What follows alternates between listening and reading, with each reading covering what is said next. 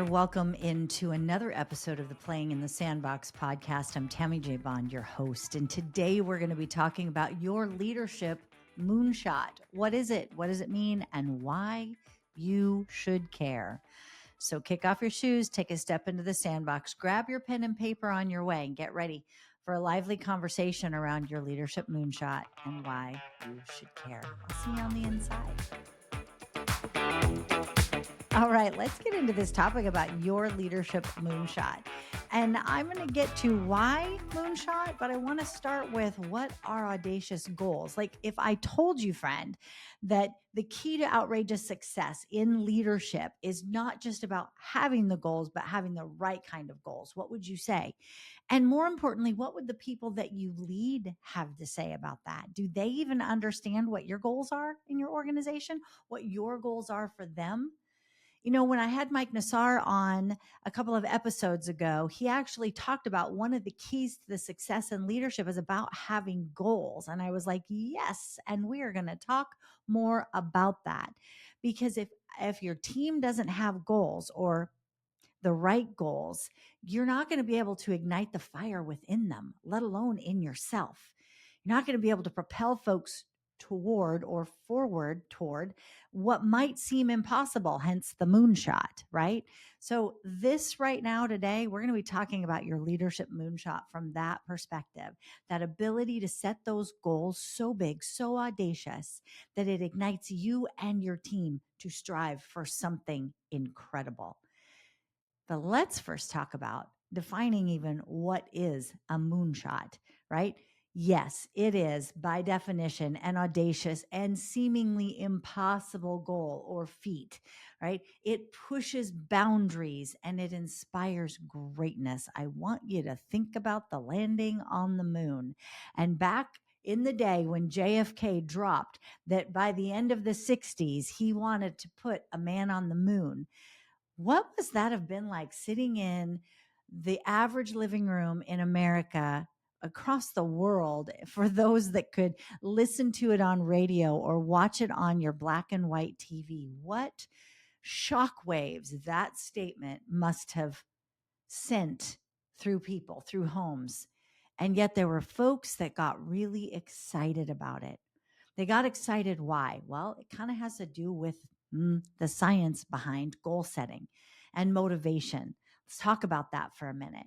It's based on a reward system in our brains. When we set those goals, our brain gets ignited and activated toward solving a problem that you've given it with the goal. And when we set that goal and work toward it, it releases dopamine, a neurotransmitter. We've all heard about the neurotransmitter associated with pleasure and satisfaction in our brains. We have it. You have one.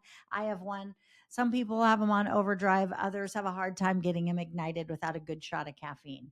But listen, dopamine is a surge and it motivates us to keep going.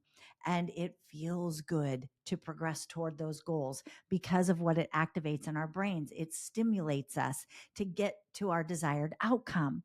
You see, achieving milestones or completing smaller steps within a larger goal can also trigger those dopamine releases or those dopamine reactions, the dopamine hit. It's a positive reinforcement, right? It's that loop that keeps us engaged and driven. And so when we set an audacious goal, like a moonshot goal, or when you give one to your team, their brains go to work to solve the problem, to achieve the goal. The other part with goal setting that's important to know is that it activates areas of your brain that are responsible for planning and focus. And so you'll notice that you might have some team members that when you give them a goal, man, they are just really narrow focused. But when they're not narrow focused and they are maybe dropping things, losing things, forgetting things, or seeming disengaged, you want to actually go back to them and ask them, what's the goal that they're working on? If they can't tell you, or what's the goal we're collectively working on, and tell me how your progress is toward that goal, and they can't tell you, that means we have a fail somewhere in our system because we haven't given people the opportunity in their brain to release that dopamine to go after what they are to be going after, that goal. That trigger that you've given them with a goal helps release the energy to get more done. you have people on your team that aren't doing that, then we want to reassess what goals have we given them and have we put them in the right direction for their success. See, ambitious goals release that dopamine and it can be fuel for our drive, right? It fuels our drive, it fuels our success. Now, I'll ask you this by a show of hands, friend, or drop it in the comments. How many of you have people on your team that you just can't figure out how to get that dopamine to hit, that goal connection, that excitement, that enthusiasm to connect? You probably are, some of you are probably, oh yeah, I've got, and I know that one, and or in the past that's okay. Because here's what I'm going to tell you. Your opportunity as a leader, as a manager of others, when it comes to giving people that moonshot goal, is to keep it in front of them and to keep the why in front of them. You see, back in the day in 1962, when JFK actually said, you know, or challenged, I should say, the United States to land a man on the moon, right? That was a goal, an ambitious goal. And in the 1960s, do you even, I mean, think about again, what do you think that was like for the people on the other side of the listening? Well, there were people that were very aware of the bigness of that goal that probably said, there is no way we're going to make that happen. But then you had the people that were, fearful of, well, we don't want to lose out to the Soviet Union. So we're going to get behind JFK and we're going to put a man on the moon. And they did that. It took them years and years to get there, but they got it. It happened. And we all remember the one small step speech that Neil Armstrong made. You might have seen it in reruns, and maybe you were blessed enough to actually see it live on TV when it happened. But the bottom line is this: when they put that out there, that was a leadership decision, and it didn't just stop on that one day in 1962. JFK and the team that he put together to put a man on the moon kept the goal in front of everyone, kept the goal in front of the team. And that's where I see leaders today often miss the mark when it comes to these big, audacious goals. They put it out there and they walk away and they go on to something else and they go create something different and they forget to come back to connect the why and even to help people identify the how to achieve the goal. And then when we don't hit the goal, we wonder why. Well, the reality is because you stopped talking about it. You didn't go through the process to fill in all the blanks of how we were going to achieve the goal or who was going to achieve the goal. You see, when you have a big, audacious moonshot in leadership that you're going for, you want to make sure you're keeping it in front of everyone. Okay, let's talk about a few other moonshots. Maybe that we can tie to kind of understand what happened. So what do you think it was like when it was said early, the early vision of we're going to connect everyone to this thing called the World Wide Web, right? We're going to connect people. Those early visions of what a global interconnected internet seemed like science fiction, right? It was a page out of a star or a page out of a script from Star Trek. Any Trekkies in the audience here? Yeah. But listen, companies like Google at that time with their Moonshot factory, they kept it in front of not just their employees, but they kept it in front of us, of what was possible. Or what about the eradication of polio? The World Health Organization's goal of completely wiping out polio was seen as a moonshot when it was first established. Yet, through tireless research and vaccination campaigns, what happened? Polio is now on the brink of total eradication. Huge. That's huge. Those are the moonshot things that people, huge organizations, and small individuals put forward to say, this is what I see is possible, and here's how we're going to go about it. And as leaders, they kept it in front of the folks that were boots on the ground to get it done. Your moonshot, friend, is that same exact process. It's not about copying someone else. It's about coming up with your own, right? Let's talk about the imitation game, right? There are dangers in replicating other people's moonshots. Let's be clear, leader. You are an individual that's creative, unique, whole, creative, capable of coming up with your own moonshot and going for it versus being the, well, why not me too? right? Me Too leadership, right? That I'm going to do it as well, right? That's lacking inspiration when you're copying somebody else, when you're not paying attention to the trend that's moving things forward. Hello, anybody remember Kodak? Kodak became extinct when the digital photography craze came into play. They didn't step in, and they were the leaders in film. They had everything before them to be able to stay that way, except the moonshot of what digital photography could be. They didn't believe in it, and they got left behind. Anybody remember BlackBerry?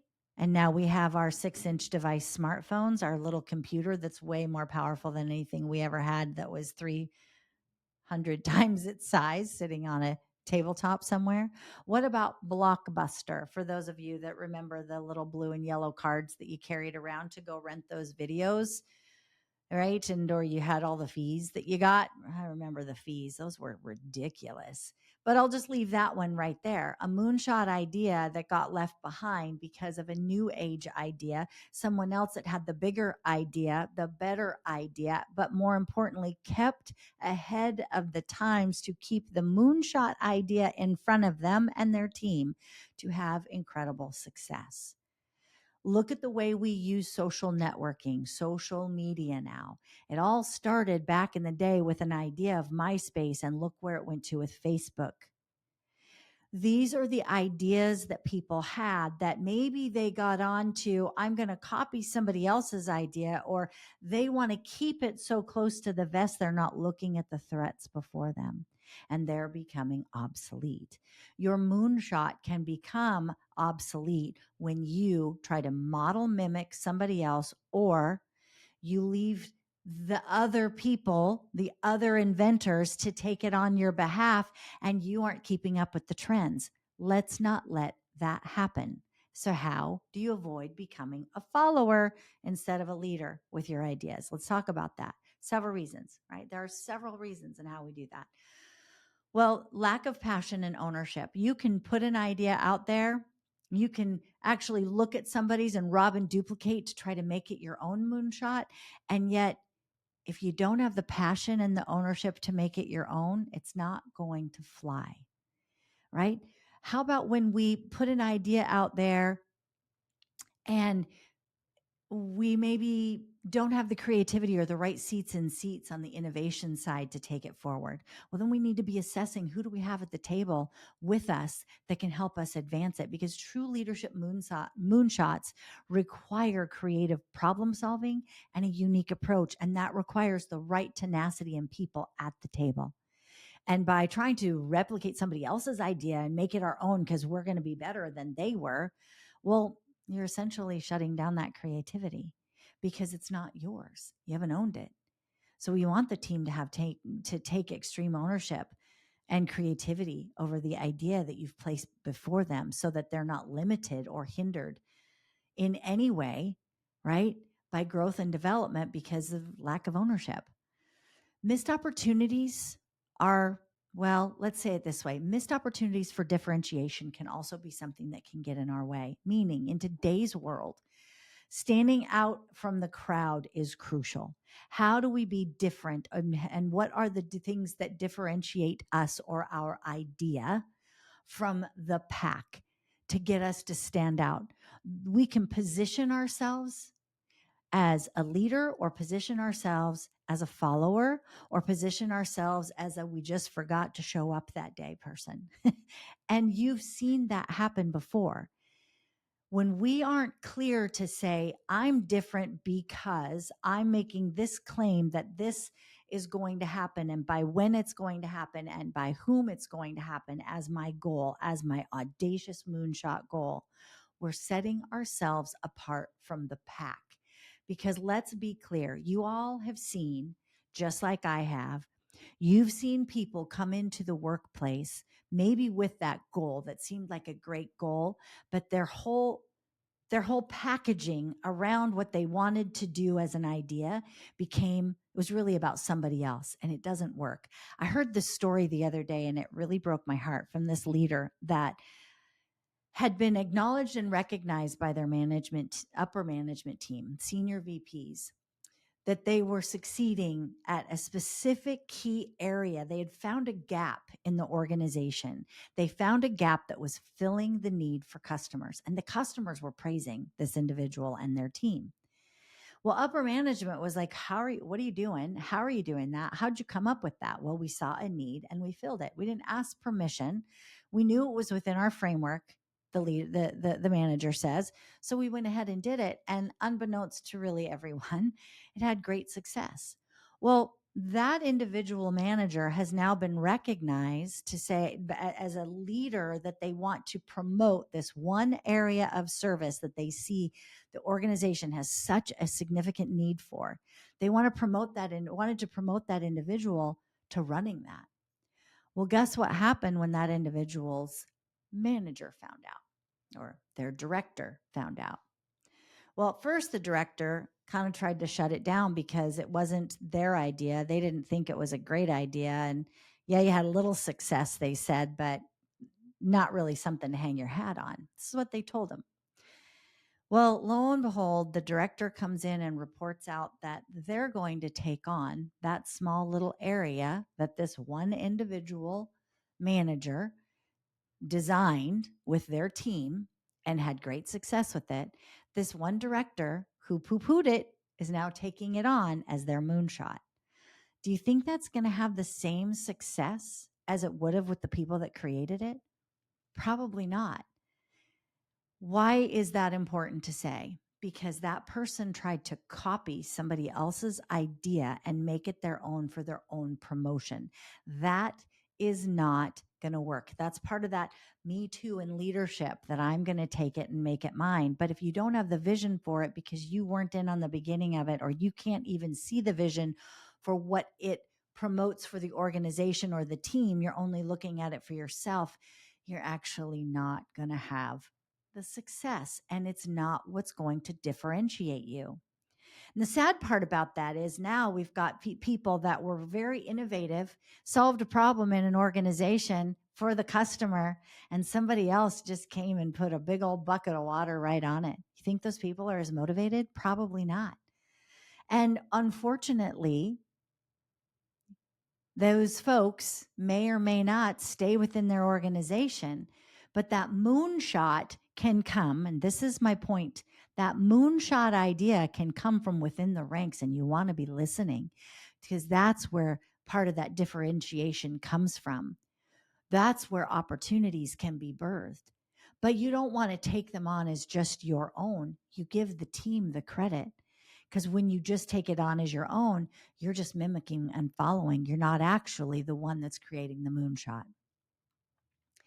It also creates a problem for buy in. So people are more likely to be invested in a goal that they feel meaning and purpose with, not someone who just said, oh, I like that. I like that you did it that way. I'm going to take it on as my own now, and I'm going to do it because I see an opportunity for promotion over here for me. Right? That's selfishly motivated. That's not collectively and beautifully leading as we want powerful leaders to do. So you can see a moonshot idea from within the ranks, but then you promote that from within the ranks, not for yourself. Did I make that point clear? Moonshots can come from multiple levels, not just leaders, can come from within the ranks of management and your boots on the ground staffers. We want to be having those conversations. Just the same as when you have a moonshot idea that you're going for, friend, you want to share it with everybody, because focusing on the uniqueness of a moonshot can inspire your team, right? It can differentiate yourself from the competition and achieve remarkable results when you involve all people and you keep it in front of them on how you want them to navigate forward with the moonshot. Not stealing their ideas like this one director did. You want to bring the team together and make it all collectively our ideas. This is our moonshot. Here's how we're going to go about doing it. And here's by when we're going to start achieving these goals. Okay, so here's where we're going to go next. I want to talk about the 3 strategies for achieving your moonshot. right? That's your moonshot, your team's idea. You're not swiping it from somebody else to copy somebody else because you thought it was a good idea. You're making it your own, you're owning it, and you're promoting and celebrating the value of why to your people, getting everybody's buy in. Here are the 3 strategies now for achieving it. They're practical for turning your moonshot into your dream reality. 1, we want to build a culture of accountability. I've talked about that many times. Creating systems for tracking progress and celebrating milestones is key when you are going after your moonshot goal. When we don't have that, well, go back to the first 5 minutes of my conversation with you today. People are going to lose their motivation and they're going to fall off. It's not going to happen. The second thing in your 3-step process is you're going to want to embrace those failures as feedback, as opportunities to move forward, as learning opportunities, not just setbacks, but an opportunity to course correct where needed and quickly and swiftly. If we're not failing at some level, we're not taking a big enough risk. And the likelihood is the moonshot isn't going to succeed. I also want you as a leader to get this one. This is perhaps maybe my most important strategy of the 3, and that's the power of belief. It's up to you as the leader to maintain unwavering optimism and inspire your team to do the same.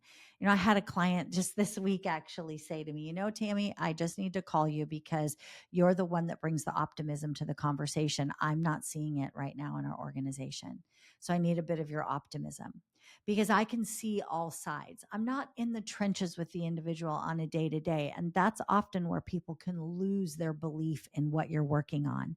And that's where, as I've said multiple times, your ability to continually inspire and cast that vision of what's possible with the moonshot is the power of belief that you have, not just in the idea, but in the people that are executing on the behalf of this powerful moonshot idea and want that you have.